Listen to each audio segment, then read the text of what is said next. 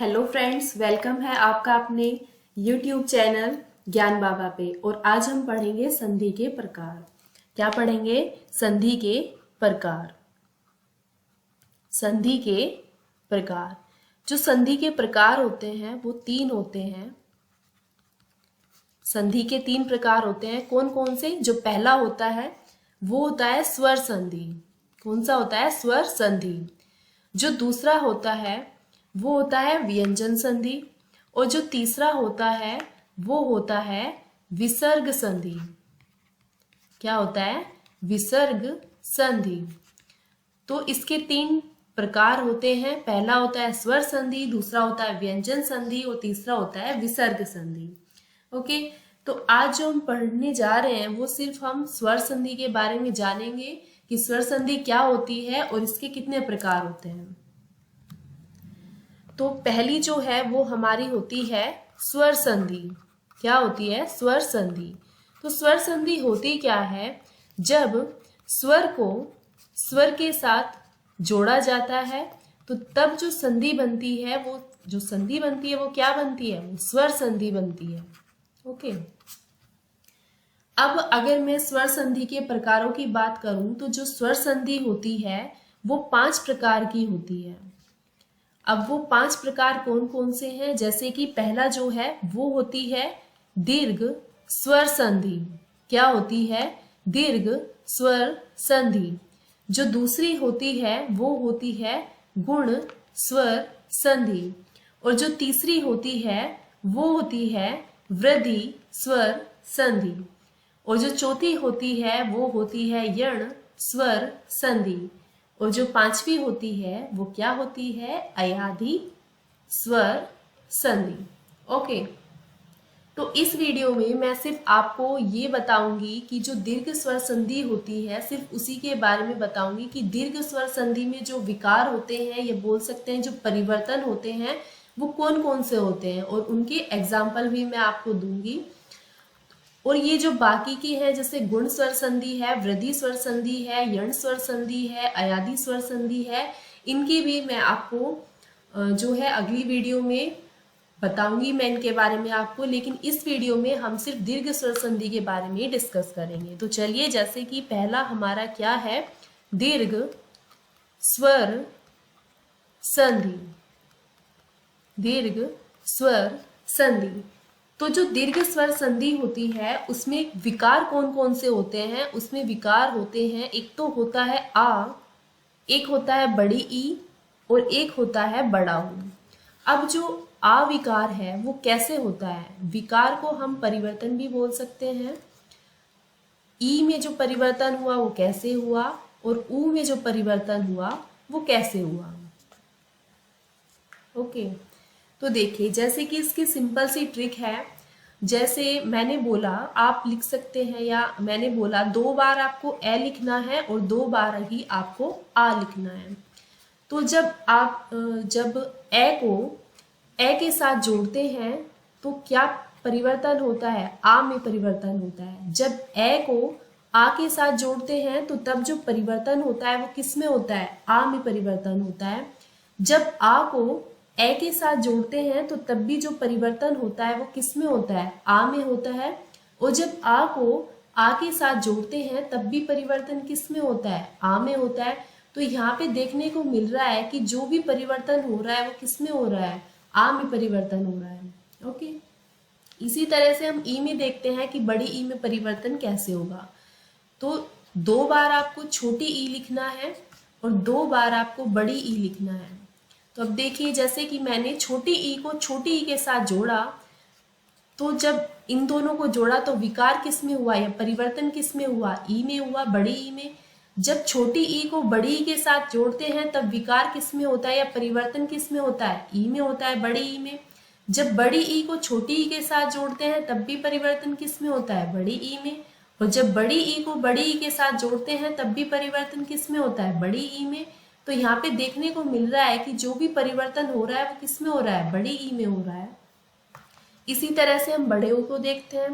तो आपको फिर वही काम करना है कि छोटे ऊ को 2 बार लिखना है और छोटे ऊ को बड़े ऊ को भी 2 बार ही लिखना है। तो तो जब छोटे ऊ को छोटे ऊ के साथ मिलाते हैं तब जो परिवर्तन होता है वो बड़े ऊ में होता है। जब छोटे ऊ को बड़े ऊ के साथ मिलाते हैं तब भी परिवर्तन किस में होता है, बड़े ऊ में होता है। जब बड़े ऊ को छोटे ऊ के साथ मिलाते हैं तब भी परिवर्तन किस में होता है, बड़े ऊ में होता है। और जब बड़े ऊ को बड़े ऊ के साथ मिलाते हैं तब भी जो परिवर्तन होता है वो बड़े ऊ में ही होता है। तो जो हमें यहाँ पे देखने को मिला वो ये है कि सब में जो विकार बन रहा है वो बड़े ऊ में बन रहा है। ओके, अब ये तो हमें समझ में आ गया, लेकिन ये हमें अच्छे से क्लियर तब होंगे जब हम इसके एग्जाम्पल्स को देखेंगे। तो देखिए 1 बाय 1 मैं आपको इसके एग्जाम्पल शो करूंगी, आपको समझ में आ जाएगा। जैसे कि हमने पहला देखा कि जब हमने ए का मेल ए के साथ कराया तो किस में परिवर्तन हुआ, आ में परिवर्तन हुआ।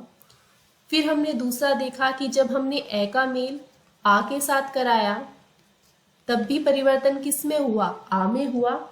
फिर हमने देखा कि जब हमने आ का मेल ए के साथ कराया तब भी परिवर्तन किस में हुआ, आ में हुआ। और फिर हमने देखा कि जब हमने आ का मेल आ के साथ कराया तब भी परिवर्तन किस में हुआ, आ में हुआ। तो यहाँ पे देखने को मिल रहा है कि सब में जो परिवर्तन हो रहा है वो किस में हो रहा है, सब में आ में ही परिवर्तन हो रहा है।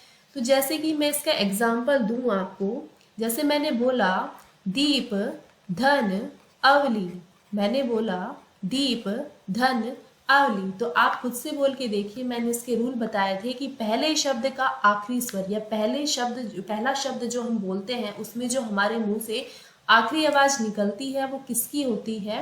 जैसे मैंने बोला दीप तो मेरे मुंह से ए की आवाज निकली। और जब मैंने बताया था कि दूसरे शब्द की पहली ध्वनि, तो जब मैंने बोला अवली, तो जब मैं अवली बोलूंगी तो मेरे मुंह से किसकी आवाज निकल रही है, ए की। और अभी हमने देखा था कि जब ए और ए आपस में मिलते हैं तो विकार किस में होता है, आ में होता है। तो दीप धन अवली का क्या बन जाएगा, दीपावली। क्या बन जाएगा, दीपावली, दीपावली। ओके, अब देखिए, अब जैसे मैंने इसका एग्जाम्पल लिया, जैसे कि मैंने बोला देव धन आश्रय, देव धन आश्रय। तो जब मैंने देव बोला तो मेरे मुंह से ए की ध्वनि निकली, और जब मैंने आश्रय बोला तो मेरे मुंह से आ की ध्वनि निकली। और जब ए और आ आपस में मिलते हैं तो अभी हमने पढ़ा था कि परिवर्तन किस में होता है, आ में होता है। तो देव धन आश्रय का क्या हो जाएगा, देवाश्रय। क्या हो जाएगा, देवाश्रय। अब जैसे कि मैं इसका एग्जाम्पल लूं, जो मैं एग्जाम्पल आपको दे रही हूँ वो आप खुद से बोल के देखेंगे तो आपको बहुत अच्छे से समझ में आएगा। जैसे कि मैंने बोला शिक्षा, अगर आप बोलेंगे तो आपको पता चलेगा कि आपके मुंह से जो ध्वनि निकली है वो किसकी निकली है। जैसे आपने बोला या मैंने बोला कि शिक्षा धन अर्थी, तो जब शिक्षा बोलेंगे तो मुंह से किसकी ध्वनि निकलेगी, आ की ध्वनि निकलेगी। और जब अर्थी बोलेंगे तो किसकी ध्वनि निकलेगी, ए की ध्वनि निकलेगी।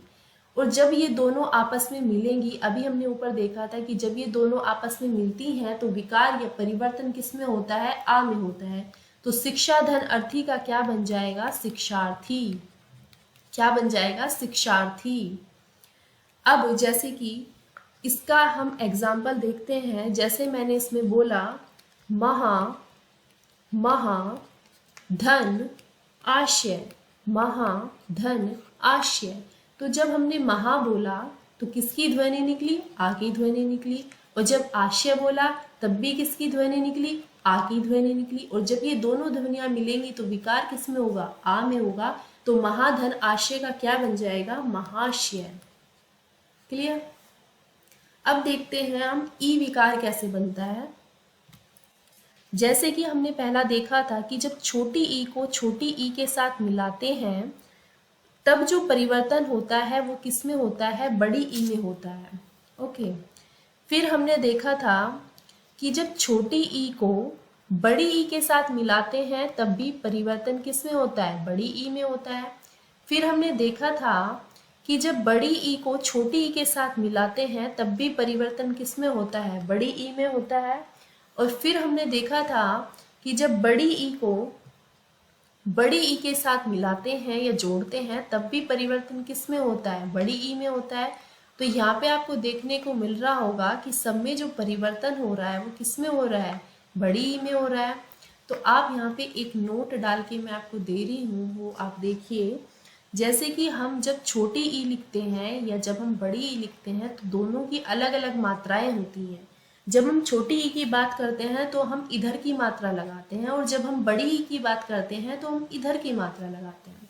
ओके, अब हम बात करते हैं इनके एग्जाम्पल के बारे में। जैसे मैंने इसमें एग्जाम्पल बोला रवि, धन, इंद्र।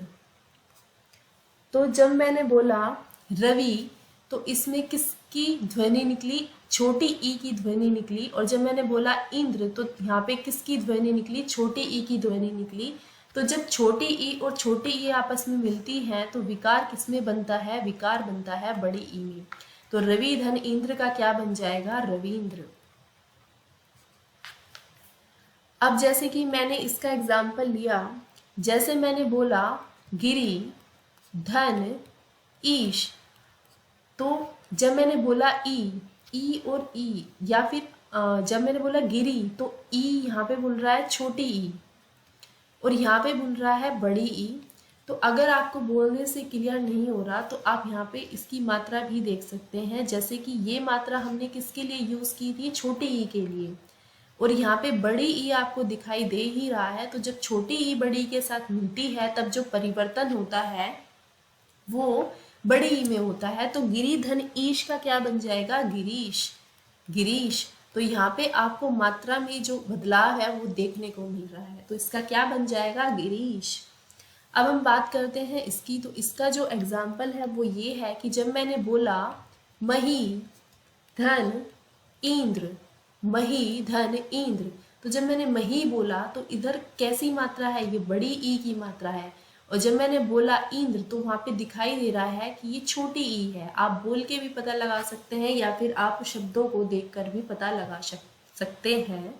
तो जब इसमें विकार बनेगा दोनों को जोड़ने पर वो क्या बनेगा, बड़ी ई में बनेगा। तो मही धन इंद्र का क्या बन जाएगा, महींद्र।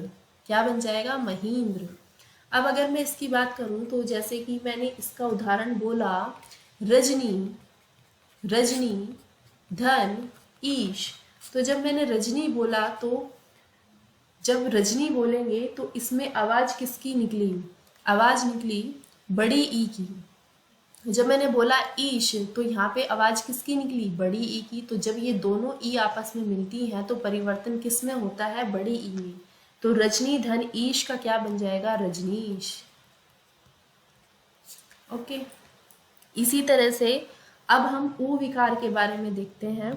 जैसे कि हमने पहला देखा था कि जो छोटा ऊ होता है, जो छोटा ऊ होता है उसको जब छोटे ऊ के साथ जोड़ते हैं तो विकार किसमें बनता है, बड़े ऊ में बनता है।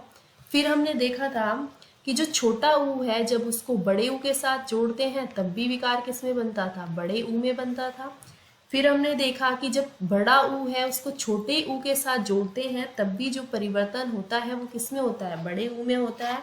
और फिर हमने देखा था कि जो बड़ा ऊ है जब उसको बड़े ऊ के साथ जोड़ते हैं तब भी परिवर्तन किसमें होता है, बड़े ऊ में होता है। तो यहाँ पे देखने को मिल रहा है कि सब में जो परिवर्तन हो रहा है वो किसमें हो रहा है, वो सब में बड़े ऊ में हो रहा है।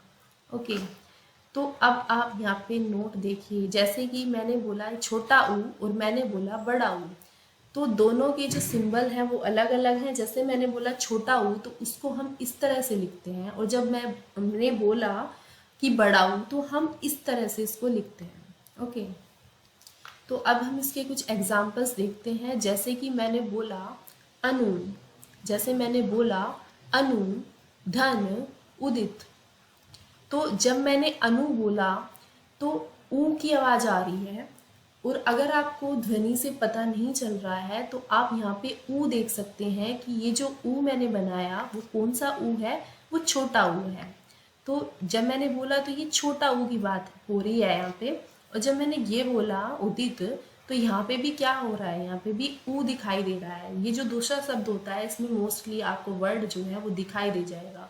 तो जब ये दोनों जो ध्वनियाँ हैं जब ये आपस में मिलती हैं तो जो परिवर्तन होता है वो किस में होता है, बड़े ऊ में होता है।